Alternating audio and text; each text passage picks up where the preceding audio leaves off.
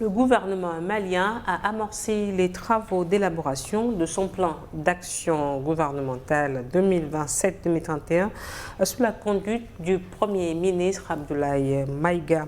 Ce nouveau cadre quinquennal succède aux programmations précédentes pour inscrire l'action publique sur 5 ans. Alors lui, le passage d'un plan de 2 ans, 2025 à 2026, à un horizon quinquennal 2027-2031, est-ce que c'est un bon choix pour la stabilité du Mali? Le 10 août, je saurais me faire juste taper sur les doigts parce que c'est comme si je suis en train d'aller trop vite en bidon. Il faut d'abord commencer par observer ce plan. Il faut que ce plan-là d'abord soit élaboré pour qu'on arrive en fait à connaître la quête d'essence ou bien le contenu de ce plan d'abord avant de juger de ta pertinence.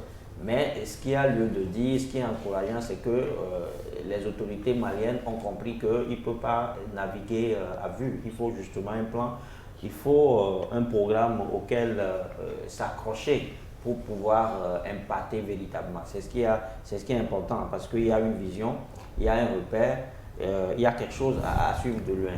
Donc je crois que c'est en cela que ça devient important. Mais dit tout de suite que ce plan-là va aider le Mali à sortir véritablement de l'ornière. Je ne saurais le dire, d'autant plus que ce n'est pas encore élaboré. La question que je posais en réalité, c'est de faire la comparaison entre un mandat de 2 ans, de 5 ans, selon le programme gouvernemental. Oui, ça dépend, tout dépend de la vision de ceux qui sont là. Tout dépend de ce qu'ils veulent, tout dépend de ce qu'ils veulent réaliser à long ou à court terme. Si déjà, de par le passé, on nous dit que le plan qui vient de s'achever avait pour 8 axes principaux et qu'actuellement on est revenu à 5, ça veut dire que quelque part on veut bien refaire les choses. Ça veut dire qu'il y a des erreurs qui ont été constatées dans l'autre part ou bien il y a des ratés qu'on veut maintenant essayer de rattraper. Maintenant, ce qui est significatif ici, c'est qu'on nous dit que c'est un plan qui est entré dans la vision de Marie Koura, qui est le projet politique, social et culturel qui guide la transition jusqu'en 2063. Jusqu'en 2063. Et donc, dans ce plan-là, il y a tout. Il y a la quête de la souveraineté, l'indépendance économique, l'identité culturelle du Mali. Donc, je pense que c'est tout un ensemble aujourd'hui sur lequel les autorités maliennes se greffent pour justement arriver à ce qu'ils appellent eux-mêmes la souveraineté nationale. Alors, Germain, l'axe 1 de ce plan qui va être élaboré prend en compte la stabilité, la sécurité du pays. Comment mieux associer les populations locales au renforcement de cette sécurité du Mali? Oui, je crois que c'est déjà la base de ce qui se passe au Mali depuis le coup d'État. L'armée a pris le pouvoir pour apporter la sécurité, la stabilité, la paix. Et c'est normal donc ce point soit le tout premier qui figure dans ce plan d'action du gouvernement. On ne peut rien faire sans la sécurité, on ne peut rien faire sans la stabilité et la paix. Et vous avez vu que Assimi Goïta ne parle même plus d'élection, donc on ne parle pas beaucoup de démocratie. Et même si on parle de gouvernance, on ne parle pas de retour à l'ordre constitutionnel. Et donc vous vous rendez compte que les 5 axes aujourd'hui, c'est déjà ce premier axe, et puis les autres qui suivent le social, qui suivent l'économie, et puis le climat. Donc, comment associer les Maliens, c'est un peu ce qui se fait au niveau du Burkina Faso depuis un temps. C'est l'école du patriotisme. Je pense qu'il faut pouvoir élaborer plusieurs programmes en direction beaucoup plus des jeunes, après des médias, après les populations et tous les acteurs. Et donc, vous voyez qu'aujourd'hui, la scène politique est en berne, toutes ces sous-éteignoirs, et les questions politiques ne sont pas les plus importantes.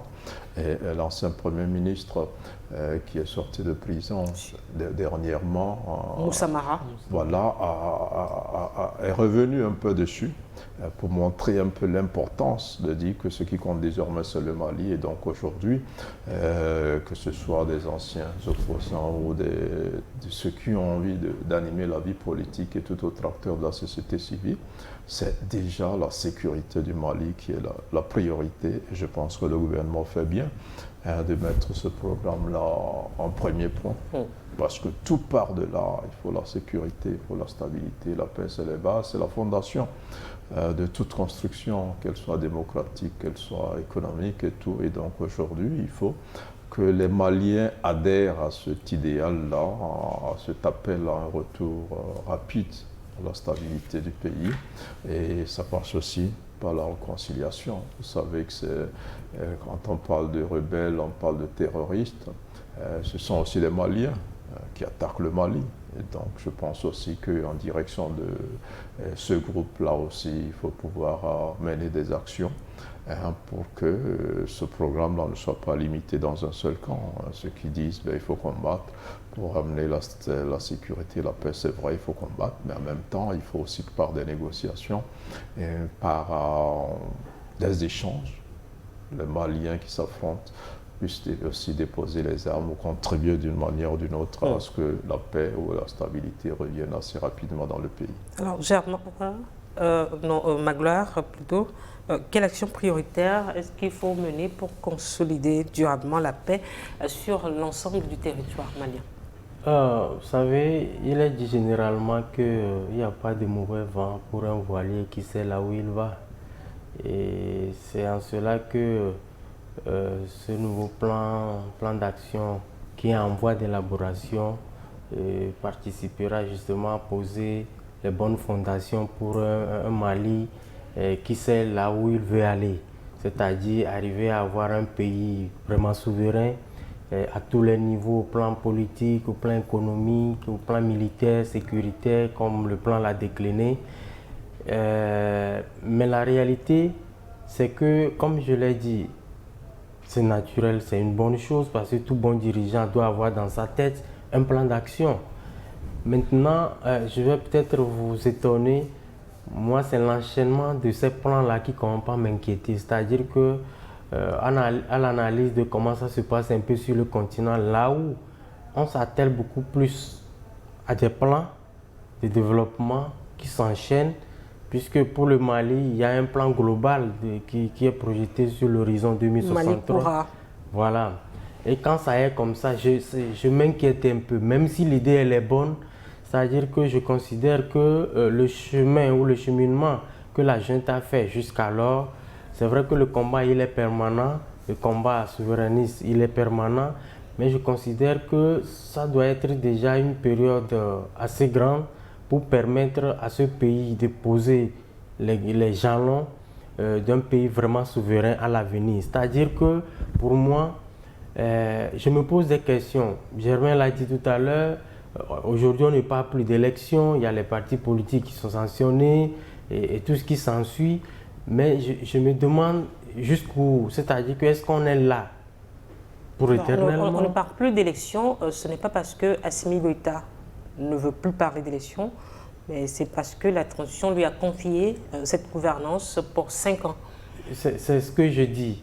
Mais au-delà de tout, il faut quand même commencer par émettre des signaux qui rassurent tout le monde. Même si on lui confie la gouvernance du pays durant 5 ans. J'ai comme l'impression, comme oui, on est là, on jouit de l'accompagnement populaire. C'est vrai que la majorité des Maliens leur donne la caution aujourd'hui, mais il faut à un moment donné commencer par se soustraire de cette caution. Exactement, pour poser clairement les jalons d'un pays qui respire profondément la démocratie.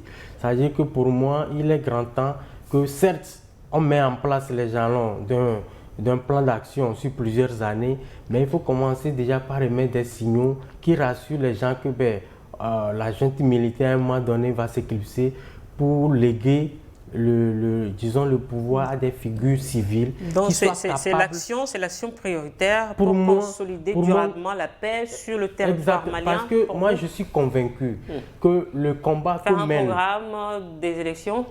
Comment? Faire un programme pour des futures élections, c'est ce qui va apporter la paix et la stabilité au Mali. Pour moi, la paix n'est pas un mot. Comme un grand homme africain l'a dit, nous tous, nous aimerions que cette paix-là soit pérenne au Mali.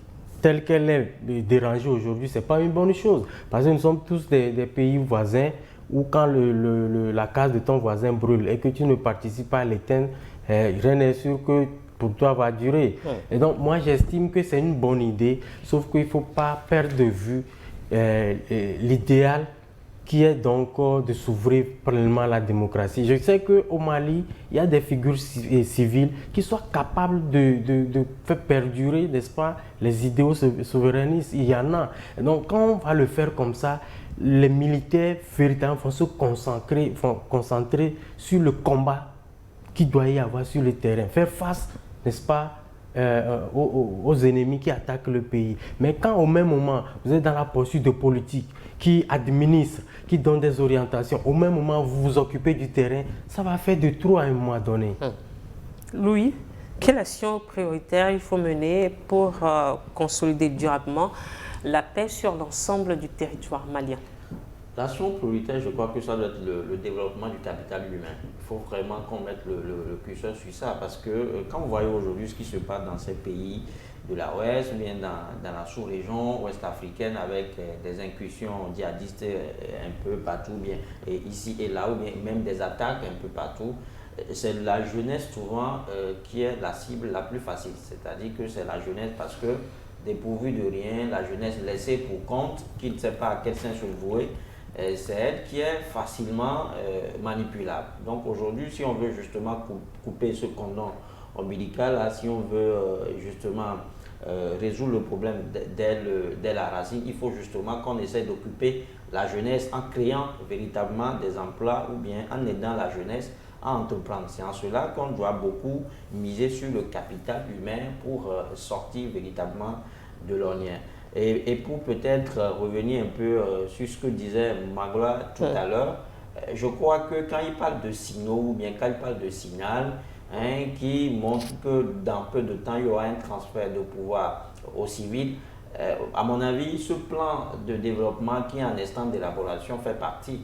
Parce que vous l'avez dit tout à l'heure, même la durée de ce plan-là est réduite comparativement au plan qui vient, ou bien qui est en train d'être achevé.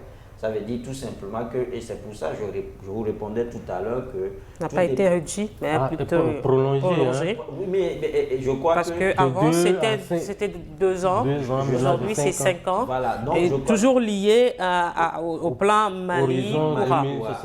Donc tout dépend en fait des autorités. C'est-à-dire que je suis un peu peiné quand on est là à parler des élections maintenant dans ces pays de l'Ouest. Les élections, je pense que les élections n'ont pas encore leur place dans ces pays. Vous m'excusez de parler aussi de façon aussi vulgaire, parce qu'on a vu à peu près ce qui s'est passé au Burkina Faso. Et l'ancien président Christian Kabore a été déposé comment? À quelques jours de sa réélection. Et on a vu les conditions dans lesquelles les élections étaient passées, juste parce que les élections n'avaient pas permis de faire un mariage territorial.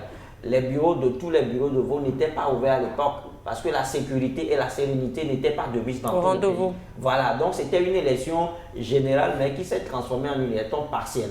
Et ça a constitué à ce que Christian Kabore ne soit déposé au lendemain de sa réélection. Ça veut dire tout simplement qu'on peut aller aux élections.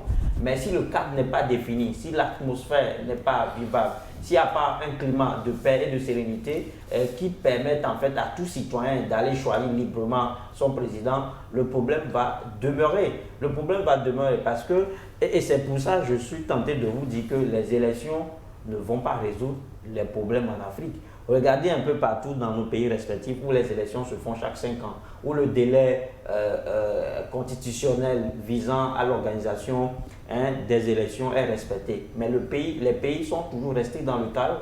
Si les élections résolvaient les problèmes... Il ne faut pas généraliser non plus. Je ne pense pas qu'on ne serait là à parler de la crise. Vous félicitez certaines démocraties, vous parlez du Ghana, vous parlez du Sénégal, mais aujourd'hui, à la fois, vous dites que tous les États africains n'arrivent pas à sortir du chaos. Après, on ne sait pas vers où votre regard va pour le suivre, Louis.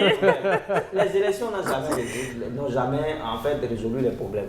Les élections, oui, c'est un jeu démocratique que certains pays ont décidé de jouer. Oui, on va se retrouver autour de ce plateau, Puisque vous l'évoquiez tout à l'heure, le cas Ghana, ce qui se fait dans la Ouest, je crois que c'est la même chose que le président Feu et Rollis avait observé au Ghana quand il avait pris le pouvoir. À un moment donné, il a fait un transfert, il a laissé les civils venir au pouvoir, mais après, il a constaté que c'était un choix mauvais de sa part et que ce qu'il a fait n'est pas en train d'être consolidé. Après, il est revenu au pouvoir, non? Et il a fait autant de temps qu'il pouvait avant d'organiser les élections. Donc, je crois que donc, vous voulez que les pays de l'AES prennent l'exemple sur feu Didier Rollis.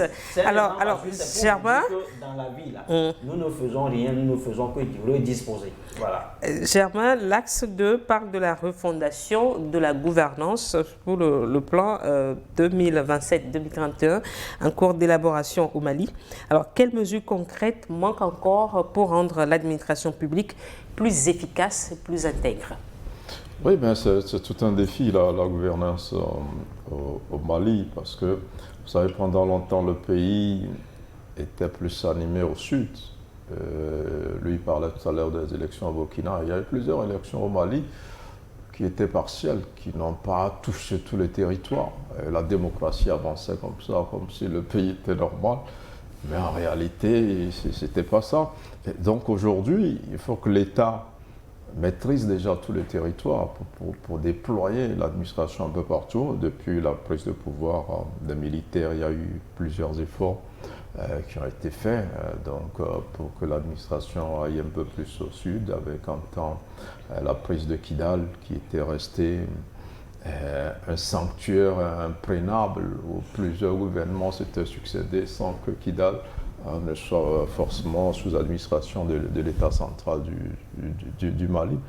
Donc aujourd'hui, ça reste un défi. Donc c'est la reconquête du territoire, la reconquête intégrale qui fera qu'on peut déployer une administration. Et donc tout revient au premier point, hein, qui est le point sécuritaire. La gouvernance aussi passe par le choix, hein, des administrateurs. Hein. Donc quand il n'y a pas d'élection, il y a des délégations spéciales de pouvoir, il y a des nominations, ou généralement dans des pays en guerre, ce sont des officiers qu'on nomme comme administrateurs là-bas. Quand on parle de militaires, on a tendance à croire qu'ils sont moins qualifiés que les civils pour diriger, mais c'est totalement faux. C'est des gens qui ont fait des écoles d'administration exactement comme des civils, et en plus, ils ont quand même ce côté militaire qui est quelque peu rassurant donc, pour les citoyens. Maintenant, je crois qu'il y a une vision pour 2063, qui est la vision du président. Il y a une stratégie nationale aussi pour 2033 qui est mise en place. Maintenant, il s'agit d'un plan d'action gouvernemental pour 5 ans. Et on attend de voir assez clairement ce que le gouvernement malien va mettre dans ce plan-là. Alors, Germain, est-ce que la lutte contre la corruption doit passer en priorité par des sanctions plus dures ou par la prévention? Ben, c'est les deux à la fois, mais d'abord la prévention, parce que il faut sensibiliser, et après il faut donner un délai, hein, pour frapper. La corruption, aujourd'hui on sait un peu ce qu'elle représente comme gangrène en termes d'affaiblissement dans la mobilisation des recettes. C'est dans certains pays jusqu'à 40% des recettes qui peut passer dans la corruption. Et donc, un pays qui veut se développer doit pouvoir le faire. Et donc, depuis que les militaires sont au pouvoir au Mali, je crois qu'ils ont besoin de plus d'argent pour travailler. Donc, ils ont besoin d'une gestion plus rigoureuse. Et ils ont besoin de combattre beaucoup plus la corruption. Et je pense qu'ils le font bien, globalement au sein de l'AES, parce que les populations aussi attendent, au-delà des questions sécuritaires, attendent aussi des actions comme ça dans le domaine de la lutte contre la corruption. On a vu un peu en Guinée ce qu'a fait Doumbouya pendant un certain temps, avant son retour en tant que président civil, à la fois militaire, même si on le voit comme ça. Et donc, je crois que le gouvernement malien est obligé de passer par une lutte efficace contre la corruption pour pouvoir mobiliser davantage et faire face aux défis. Déjà, les défis militaires, les lois sur les programmations militaires aujourd'hui ont fait exploser le budget des États. Donc, il faut plus d'argent pour s'équiper militairement, pour sécuriser le pays. Il faut plus d'argent pour injecter dans l'économie. Lui en parlait tout à l'heure, dans l'emploi des jeunes, créer des opportunités. Et donc le Mali et les autres pays de l'AES, vous vous rendez compte que ce ne sont pas des États qui se comportent un peu comme les autres États qui attendent l'assistance, mais c'est des pays qui se disent avec les ressources naturelles que nous avons, avec la jeunesse que nous avons, on peut déjà compter sur nos propres forces pour nous développer. Mais si vous permettez rapidement, comment je vais revenir un peu sur les militaires au pouvoir, parce que, vous savez, ces militaires ont apporté quelque chose dans la lutte panafricaine qu'il faut reconnaître. Aujourd'hui, les Africains arrivent à lever la tête parce qu'il y a eu ces 3 militaires-là qui arrivent à tenir tête à la communauté internationale, qui arrivent à tenir tête aux puissances occidentales. Et ça réveille au sein de la jeunesse notamment ce sentiment-là que l'Afrique est en train de se réveiller. Moi, je ne crois pas que les civils auraient pu faire la même chose. On a vu plusieurs civils, je parle du Mali par exemple, où il y a eu des élections pendant des années où il y avait déjà ce phénomène du terrorisme. Mais ces civils-là étaient incapables de tenir le discours que les militaires tiennent aujourd'hui, parce qu'il s'agit d'un discours nationaliste, il s'agit d'un discours où il faut beaucoup de courage. Vous avez vu, les Occidentaux ont pris plusieurs sanctions contre ces militaires qui disaient mais de toute façon nous n'avons rien dans leur banque là-bas pour qu'ils disent qu'ils vont saisir et tout ça, tout ça. Donc ils ont quand même fait un travail qui fait que les populations ont envie dans ce pays qu'ils poursuivent un peu. C'est vrai qu'on parle de démocratie, mais la démocratie ne règle pas beaucoup de problèmes dans une situation comme le Mali, globalement dans le pays de l'AES, où il faut déjà pouvoir sécuriser et stabiliser le pays. Et quand on va mettre un civil, je suis sûr qu'on va faire un recul. C'est-à-dire qu'il ne pourra pas garder la même dynamique. Que ce que les militaires courageusement ont pu faire. Je ne suis pas pour la dictature, mais on reconnaît quand même. Vous avez vu, il y a eu même des infections allées jusqu'à l'ONU. L'ONU a intervenu, les Maliens ont dit niet, les Burkina. Ça, au moins, ça rend l'Afrique fière. On se dit, mais on a des leaders qui tiennent tête à ceux qui nous ont dominés, ceux qui nous ont colonisés pendant longtemps. Et je crois que ça fait que dans ces pays-là, les populations ont envie que ces militaires la poursuivent un peu plus. Vous voyez que les hommes politiques ne parlent pas beaucoup de démocratie. On parlait de l'ancien Premier ministre qui est libéré. Alors, quand vous l'écoutez parler, ce n'est plus tant les élections et autres qui l'intéressent, il s'inscrit un peu dans ce que les gouvernances sont en train de faire. Voilà. Du Mali. Alors l'axe 3 parle d'économie, de croissance. Quels secteurs productifs entre l'agriculture, les mines, l'énergie doivent être plus soutenus pour stimuler l'emploi des jeunes au Mali?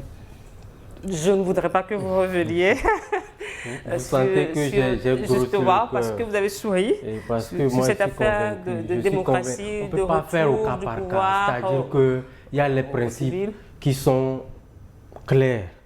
On ne va pas traiter les cas selon les pays. Si tel est que la venue des militaires au pouvoir soit un principe à généraliser alors que tous les pays l'adoptent, pourquoi les mêmes pays qui applaudissent que les militaires soient ailleurs n'acceptent pas que les militaires viennent gouverner chez eux? Question. C'est un débat. Question. Ça, c'est un autre c'est débat. pour ça que je dis. Un débat qu'on m'a inscrit à l'ordre du jour. Il y a un principe de gouvernance qui est clair. Question sécurité. La politique pour les politiques et puis les militaires, leur place est dans les casins. Ce n'est pas moi qui ai créé ce principe.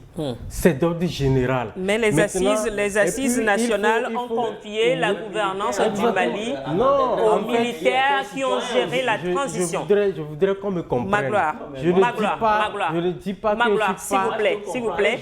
Les assises, Louis, s'il vous plaît.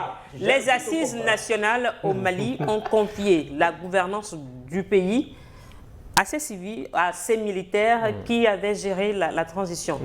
Un point, un trait. Je suis d'accord. Alors la question que moi je vous pose, comment donc... Mais moi je veux ouvrir le champ du débat.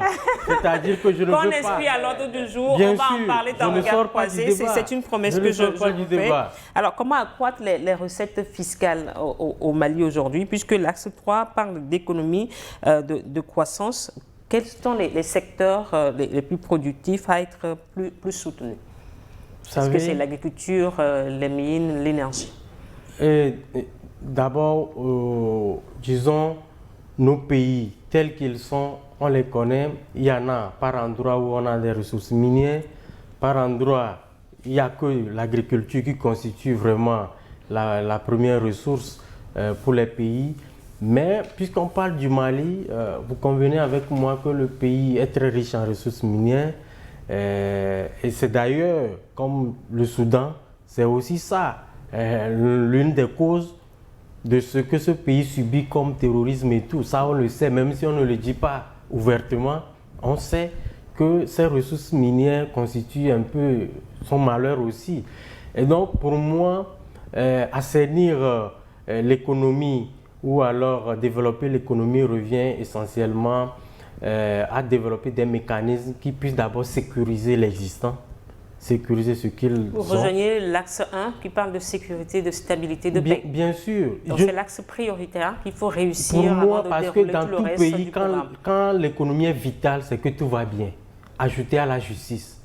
Quand les deux volets marchent bien dans un pays, c'est que ça va attirer des investisseurs, ça va faire venir des gens qui vont participer à développer l'économie. Et je crois que partant de ça, tout ira comme sur des roulettes.